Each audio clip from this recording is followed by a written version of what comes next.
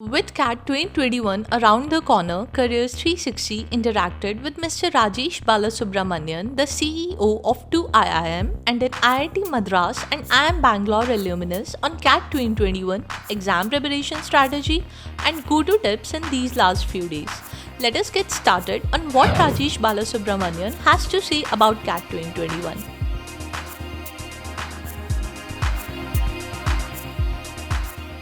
Very important. Last week when you're gearing up for something, switch off from the stress point of it. And so it's very difficult, easier said than done. So what should I be doing? The theme is to switch off. I should take super rest. I should have loads of water to drink, nice good food, maintain a wonderful schedule so that you're at your optimum for your slot. So if you're not an early riser, but you've got the 8:30 to 10:30 slot, chances are you have to leave home at 5:45. So, and be switched on there. So you need to have something at 5:30 and have some chocolate at 7. Get trained for that. Your peak should be in that. It takes time for the body to get trained. Do several feel-good things, mild things. So there's one sitcom that puts a smile on your face. Watch it for half an hour every now and then. When you're in terms of actual preparation, take mocks. Not the end of the world. You can take mocks in the last week. You should not take mocks probably in the last 2 days, so you don't get tired or the score doesn't bother you. But with a week to go, you can take 1 mock or 2 mocks. That's not gonna kill. Don't interpret those scores too much. Preparation wise, what you should do, you should amp up several elements of what you have learned to bring them to the top of mind recall point. So revise. So you should be like, okay, if I see 2 triangles like this, I should be thinking about similar triangles. Anytime I see angle bisector, I should think about angle bisector theorem. In reading comprehension, anytime I'm asked about the crux of the passage, then I need to remember that the whole thing has to be covered, not just the last 2 paragraphs. That's the mistake I usually make. So work on kind of thinking about what are your areas of strength, what you should be careful about, all of that. But aggressively revise and get ideas to become fresh in your head. That is super important. Right? Lots of water, lots of rest, de-emphasizing the exam itself, but maintaining the intensity.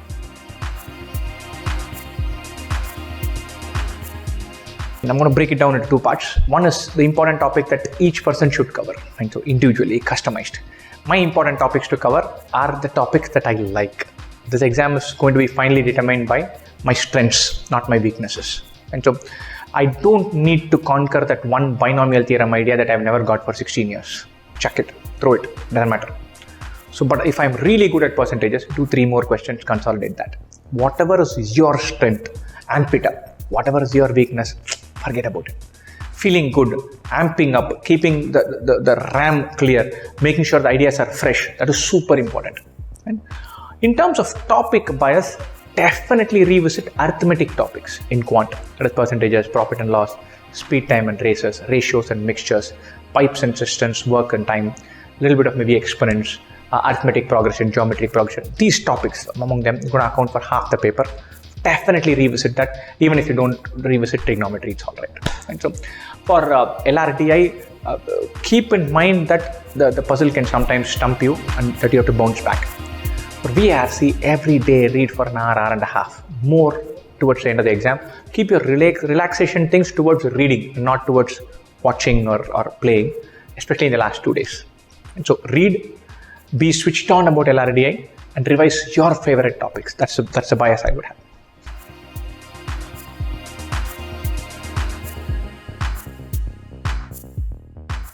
The last week, maybe 1, maybe 2.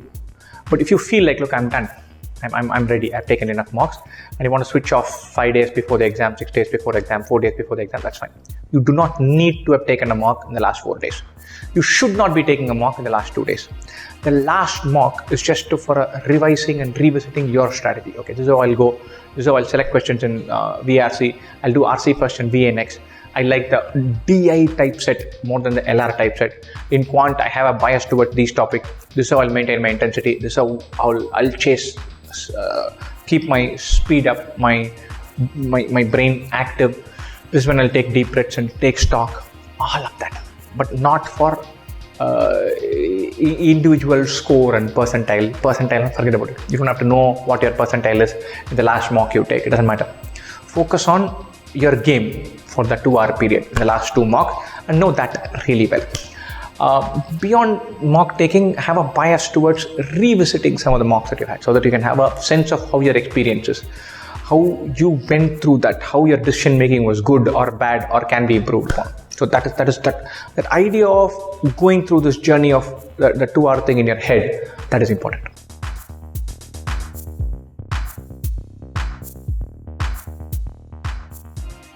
In the last week, you should be looking to do 2 mocks. That's it. So maximum 2 mocks. If you're very happy, you've taken a mock on Monday or Tuesday and the score is good and you know your strategy, you're in a good place, skip it. You don't have to force fit another mock on Wednesday, Thursday or Friday. Don't take a mock on the last 2 days. Simple rule of thumb. In terms of previous year paper, they give you the best sense of what this exam is about. The level of difficulty, the style of question, the readability of the passages, the beauty in the puzzles, all of that. So go through those papers, but you don't necessarily have to take them as a mock. You don't have to replicate an exam taking experience. But the best way to take stock and say, hey, this seems interesting, I can wrap my head around this exam by seeing the last 4 instances of how these guys have conducted this exam. That's a good strategy, especially with the recency bias. We are taking this year's CAT. Think about the last 3 papers, the previous year CAT. Go through them at a reasonably leisurely pace. Read all the passages. Try to crack all the puzzles. Solve all the questions, see the solutions, see how you might have handled, think about how you might have handled this as a paper in that context. Move on to the next one. Don't set yourself aggressive time pressures. Don't set yourself a score target. Not required. If you're an animal that thrives on that, it's not going to put you down and you want to just give it a go. You should carve out your preparation strategy. But my preference would be towards having a bias towards getting a flavor of what this exam is and having one eye on revising and grabbing ideas. But doing previous year CAT papers, especially the year just gone by, at a leisurely pace, ranks high on my agenda for the last week. But not at an aggressive exam scenario.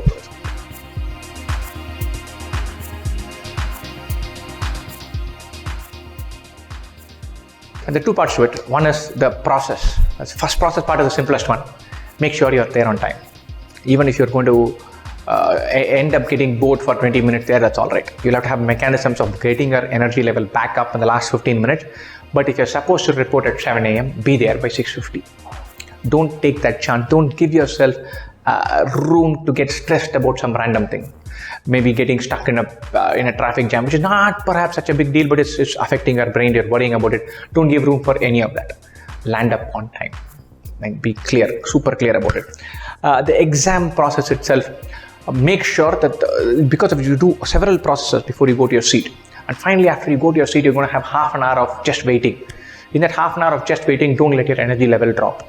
If you can sleep for 20 minutes. And then when the game begins, switch on. If you can grab a power nap, nothing like it.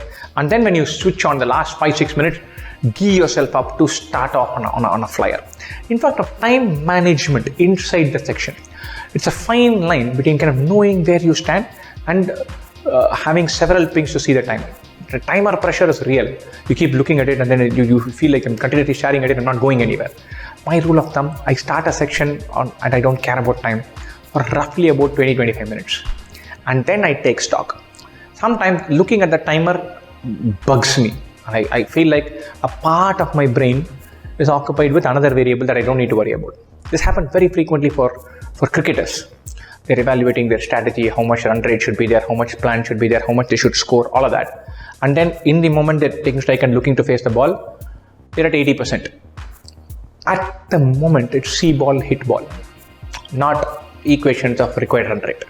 So you cannot afford to have your brain kind of compromised by other variables when you're doing the solving part. So make sure that you simply don't worry about time for about 60% of the section time. And then you take stock and say, okay, I'm going too fast, too slow. Let me make this adjustment and then go through. The last 3-4 minutes are tricky, but it's your job to make sure that the first 30 minutes are not tricky. And another trick to help in some sense, every time I take an exam, I have questions that I simply don't like, but I know I can get right if I spend 2 minutes on. For me, this comes under sentence para jumble in VRC and speed, time, distance in quant. I see a question there, I'll run the question number. I say, look, I don't like it. I'll come back to it. If I don't have enough time for it, I'm not feeling too bad. But when I come back to it, I'll jump in immediately. Several times what happens, you're 36 minutes into the paper, you've come to the last question, and then you're saying, okay, I have 4 more minutes, so what can I do? Which question might be good? I remember having left there, I have marked up some questions, I check that, and I have 2 more minutes remaining. And I feel like 2 more minutes, if I finish this, I have to do 1 more, and then done. I've wasted 4 minutes completely. Once I come to the last lap, I want one question to go directly into and attack that. I get that right, another one directly into. I don't want to take stock in the last 4 minutes, I want to attack. So be very clear about your last minute questions. Write them down somewhere and go to that question number.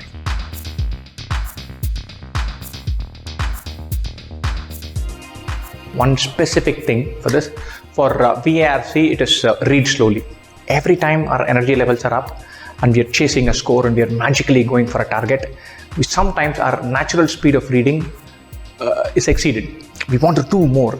Then you read fast. This has happened to me several times. I read 2 paragraphs really quickly. And then I go to the 3rd paragraph, and then I have no idea what was there in the first 2 paragraphs. My eyes have just glossed over them. I'm not really registered it. So it's not a speed reading exam. You don't have to complete words. You have to spend and dwell and grab the idea. If you have to read one paragraph one more time, that's all right. It's still another 15 seconds, it will pay off. So don't amp your reading speed up. Be switched on, but don't dramatically increase your reading speed up. That can be a killer. And so read at your natural pace. For LRDI, be savvy, switched on about question selection.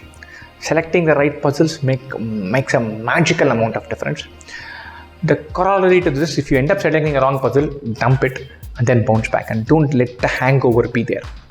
Okay, I selected the wrong puzzle, big deal, I can bounce back, and then carry on. If you keep thinking about the previous puzzle, then you're just letting yourself down twice over. For quant, especially because of the 3rd section, speed and intensity matters. So there's a certain amount of fatigue. Take a deep breath, look outside, come back, tell yourself 40 minutes I can power through. Without a second's gap, I'm going to go berserk in this section and then start afresh and crack it. Intensity matters, combating fatigue matters. Just you mark answer choice to one question, the next second you should be ready to read the next question. No consolidating and lulling yourself, none of that. You should operate at top speed and intensity for quant. So combat exhaustion by kind of conning your mind into believing that things are fine.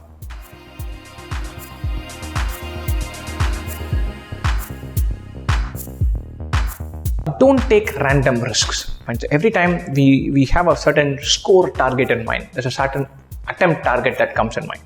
I want to attempt 23 questions in quant. If you go with that target, that is a target that can be definitely met. Easy. I want to attempt 23 questions. I'm at question number 16. There's 40 more seconds. I mark C, I'm done. And so this is the worst instance. But if you have a clear attempt target in mind, we end up amping our speed for no good reason. This is particularly cruel for verbal. When para example, you'll see a passage 3, 4, 2, 5, 1 looks good, and you write 3, 4, 2, 5, 1 without just pausing and taking it in one more time. So the error rate just creeps up. Don't run at a pace not suited for your style. And don't chase an attempt number. That's super important. Don't take random risks. I've read a passage, I've read this question. I think it is between C and D. My mind says C, but I'm not too sure. Mark that C. Those are the risks that you should take in life and in exams. But look, I don't know. I've got 14 as the answer. Choices are 16, 17, 19, 20. 16 is the closest market. No. If choices are 16, 17, 19, 20, you've got 14, then you're clueless. Then you don't take that gamble. You say, look, I've got something wrong. Either I'll solve it again or I'll leave this question. Don't subconsciously pad your attempt numbers. This happens to everybody. Don't kid yourself by saying, look, I never do this. All of us do this. I've done it. And I've taken 10 cats and I've done it. You just take one more. If it comes, especially if you're behind the game, then you feel like, let me take this chance. If it comes through, then that will work and then I have a chance. Otherwise, I'm not even giving myself a chance. All bullshit arguments. Right? So don't chase attempts at any pace. Do things at your natural pace. If it's a tough paper, you're attempting fewer. But if several of your answers are right, then you will have a rock star chance of a good score. So don't chase an attempt number or don't chase speed in any form.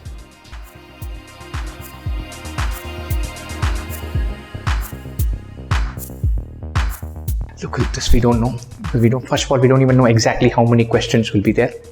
The rough ballpark is 100 marks. It's an excellent score. 100 marks is probably going to cross 99th percentile in this paper. It's a 2-hour exam, so 100 marks is going to help you clear 99 percentile. If you want to get a call from Ahmedabad, Bangalore, Calcutta, it has to be even better than 100. But 100 at thinking about 98, 99 score and 98, 99th percentile, that is probably a broad benchmark to go with. So you're going towards, if you want 99 percentile, thinking about a ballpark of 100 marks, it's a good starting point. It could be 10 marks less or 10 marks more. Maybe 100 marks will get you 99.3, maybe 97.8, but ballpark, that's the number you're looking for. For getting Ahmedabad, Bangalore, Calcutta, you probably need a 99.6, 99.7 call, especially if you're a general candidate. If you're not a general candidate, the numbers are correspondingly lower. So Google that up, you can find those numbers. But once again, you're looking to go into this exam trying to maximize your score and not necessarily to just chase a number and nail that. So if on the day you can get 99.2, it's your job to maximize your chances of getting 99.2 on that paper. If your target that you're going for a 98.1, doesn't mean you'll say, look, last 5 minutes, I don't really need these marks, I'm taking rest. You're never going to do that. So very often this external variable will drive your external target, will drive your subconscious need for speed and manifest itself as a huge error rate. I want to get 99.4, for which I have to get 115 marks. My VRC and LRDI, I've added up to 65. I need 50 marks in quant. I usually make 3 questions wrong. So I need to attempt 21 questions. Done, roasted. Moment the part of the brain works like this, it's a recipe for getting a high error rate and killing a section. Each section, try to maximize your score in that context. Bounce back if you need to, keep your wits with you, and solve with a smile on your face. But don't be completely target driven, especially because we have limited information on that. Best wishes.